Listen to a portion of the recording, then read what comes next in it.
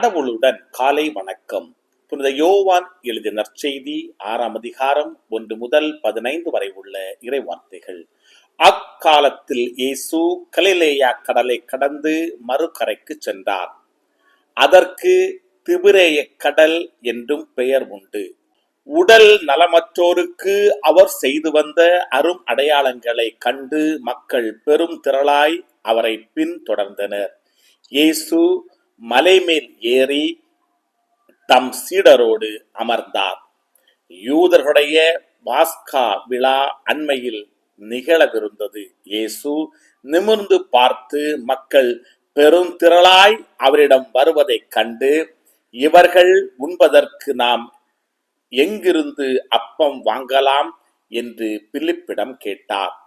தாம் செய்ய போவதை அறிந்திருந்தும் அவரை சோதிப்பதற்காகவே இக்கேள்வியை கேட்டார். பிலிப்பு மறுமொழியாக, 200 தெனாரியத்திற்கு அப்பம் வாங்கினாலும் ஆளுக்கு ஒரு சிறு துண்டும் கிடைக்காதே என்றார். அவருடைய சீடருள் ஒருவரும் சீமோன் பேதுருவின் சகோதரருமான அந்திரேயா, இங்கே சிறுவன் ஒருவன் இருக்கிறான், அவனிடம் 5 வார்கோதுமை அப்பங்களும் 2 மீன்களும் உள்ளன, ஆனால் இத்தனை பேருக்கு இவை எப்படி போதும் என்றார். இயேசு மக்களை அமரச் செய்யுங்கள் என்றார். அப்பகுதி முழுவதும் புல் தரையாயிருந்தது. அமர்ந்திருந்த ஆண்களின் எண்ணிக்கை ஏறக்குறைய 5000. இயேசு அப்பங்களை எடுத்து கடவுளுக்கு நன்றி செலுத்தி அமர்ந்திருந்தோருக்கு கொடுத்தார். அவ்வாறே மீன்களையும் பகிர்ந்தளித்தார். அவர்களுக்கு வேண்டிய மட்டும் கிடைத்தது. அவர்கள் வயிறார உண்டபின் ஒன்றும் வீணாகாதபடி எஞ்சிய துண்டுகளை சேர்த்து வையுங்கள் என்று தம் சீடரிடம் கூறினார்.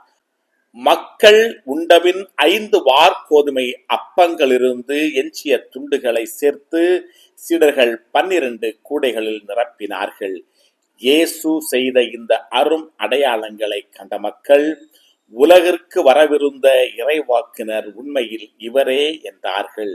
அவர்கள் வந்து தம்மை பிடித்து கொண்டு போய் அரசராக்கப் போகிறார்கள் என்பதை உணர்ந்து இயேசு மீண்டும் தனியாய் மலைக்கு சென்றார். கிறிஸ்துவின் நற்செய்தி. இந்த நாள் இனிய நாளாக அமைய வாழ்த்துக்கள். பல பல புதுமைகள், பெருமைகள், இனிமைகள் இறங்கிய நல்ல நாள், ஒரு நல்ல நாள், நம் தேவன் தந்த நாள். இது நல்ல நாள், ஒரு நல்ல நாள், நம் தேவன் தந்த நாள்.